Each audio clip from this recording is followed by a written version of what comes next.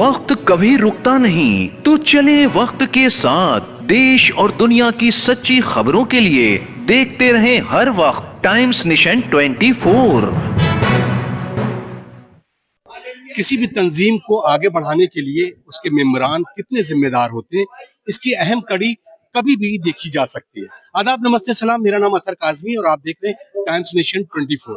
आज शिया personal law board का इजलास मुनाकिद किया गया और लखनऊ में खास तौर से शिया कम्युनिटी के लिए इक्तिसादी और उनकी तालीमी बेदारी को लेकर एक हवाले देने के बाद बहुत सारे उलमा इकराम ने इसमें बैठकर इस पर जद्दोजहद की। पेश है ये खास रिपोर्ट। ऑल इंडिया शिया मुस्लिम पर्सनल लॉ बोर्ड के ज़ेरे एहतमाम लखनऊ के बड़े इमाम बाड़े में एक कौमी जलसा-ए-आम का आयोजन किया गया, जिसमें देश भर से ऑल इंडिया शिया मुस्लिम पर्सनल लॉ बोर्ड के ओहदेदारान व अराकीन के अलावा उलमा, खुतबा और दानिशवरान कौम व मिल्लत ने शिरकत की। इस मौके पर अपनी अपनी तकारीर में शुरका ने मुसलमानों की मौजूदा सूरत हाल, जिसमें तालीमी, सियासी, समाजी और इक्तिसादी मसाइल और उसके हल पर अपने ज़र्री ख़यालात का इजहार किया। मुकर्ररीन ने मुसलमानों की तालीमी सूरत हाल को बेहतर से बेहतर बनाने की अहमियत पर जोर देने के अलावा बेजा असराफ, मसलकी इख्तलाफात और कौम के दीगर मसाइल पर भी इजहार ख़याल किया।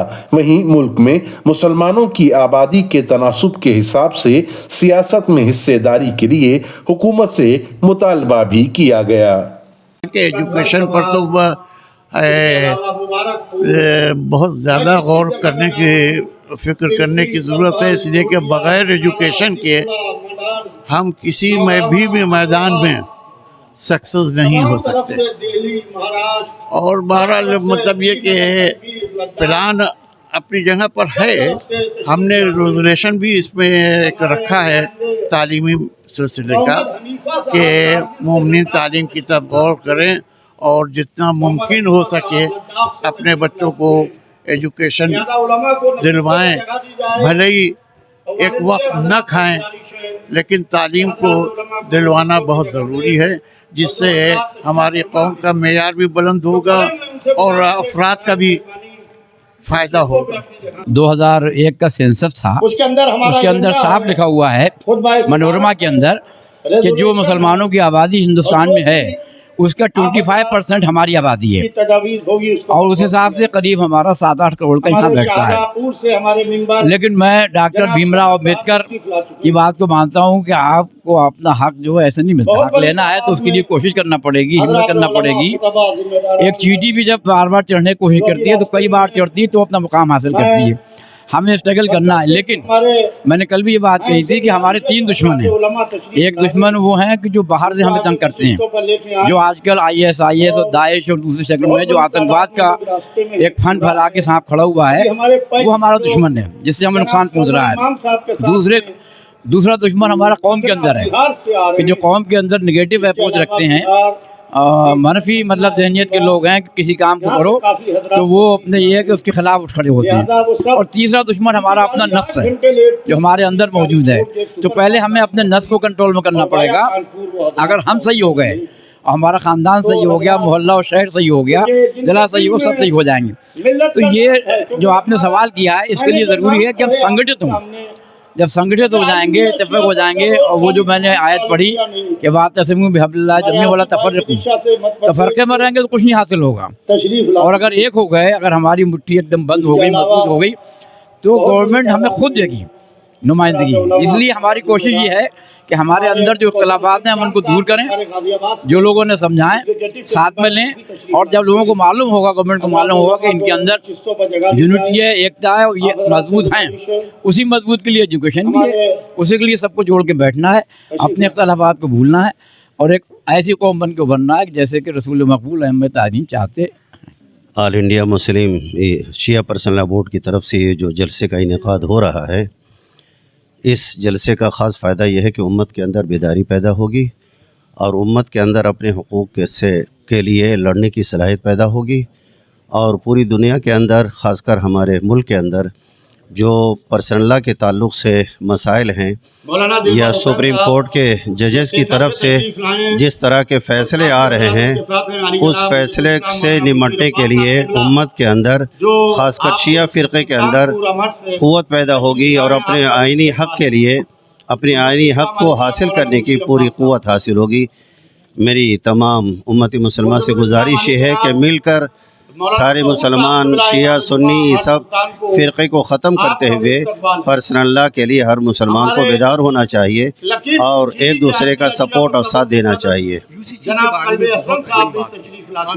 تمام اختلاف مٹائے جا سکتے ہیں اور اتحاد بین المسلمین کی بات کی جا سکتی ہے۔ آپ کا کیا موقف ہے؟ کیا آپ کہنا چاہیں؟ میں الحمدللہ لکھنؤ میں کلکتہ سے ہوں، میرا تعلق کلکتہ سے ہے اور میں یہاں 41 سال سے لکھنؤ کے اندر ہوں، گولہ گنج کے اندر۔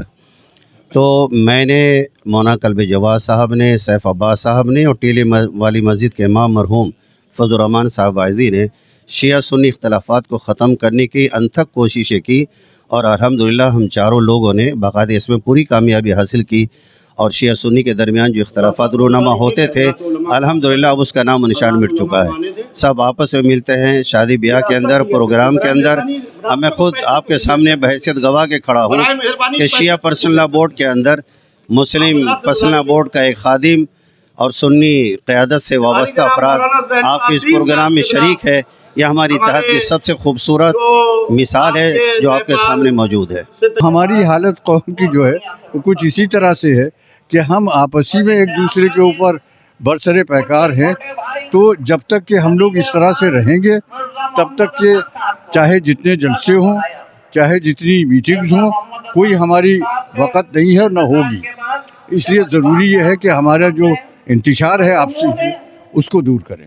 سر، تعلیمی معیار کو بہتر بنانا اور پولیٹکس میں جو حصہ داری ہے آبادی کے تناسب سے، اس کو کتنا اہم مانتے ہیں؟ دیکھیے، تعلیم کا معاملہ یہ ہے کہ کلام پاک میں کہا گیا اقرا بربکم، پڑھو خدا کے نام سے، اور ہم لوگوں نے اسے بنا دیا لڑو خدا کے نام سے۔ ہماری تعلیمی پوزیشن جو ہے وہ یہ ہے کہ ایک چھوٹا سا ملک ہے جو تعلیم میں، ٹیکنالوجی میں، سائنس میں کتنا آگے بڑھ گیا ہے، وہ سارے عالم اسلام کو انگوٹھے کے نیچے دبائے ہوئے، اور ہمارا کچھ بس نہیں چل رہا ہے۔ تو جب ہم حضرت علی کے ماننے والے ہیں، باب العلم کے ماننے والے ہیں، اور تعلیم پر سب سے کم توجہ جو ہے وہ ہماری ہے، تو آج ضرورت اس بات کی، آپ نے بہت اچھا پوائنٹ اٹھایا ہے کہ ہم اگر یہ ایج آف کمپٹیشن ہے، اگر ہم ترقی کر سکتے ہیں، کسی طرح سے آگے بڑھ سکتے ہیں، تو صرف تعلیم کے ذریعے سے بڑھ سکتے ہیں۔ اس موقع پر آل انڈیا شیعہ مسلم پرسنل لا بورڈ کے اس اہم اجلاس میں شرکاء نے اتحاد بین المسلمین کو وقت کی اہم ترین ضرورت قرار دیا۔ ناظرین، آپ نے یہ رپورٹ دیکھی، اس رپورٹ کے ذریعے جہاں شیعہ کمیونٹی کی تعلیمی اور اقتصادی اور خاص طور سے سیاسی بیداری کو لے کر جو جدوجہد کی جا رہی ہے، اس میں یہ اجلاس کتنا کارگر ثابت ہوگا آنے والا وقت بتائے گا۔ اطہر کاظمی کی خاص رپورٹ، ٹائمز نیشن 24 لکھنؤ۔ دیکھتے رہیں ہر وقت ٹائمز نیشن 24۔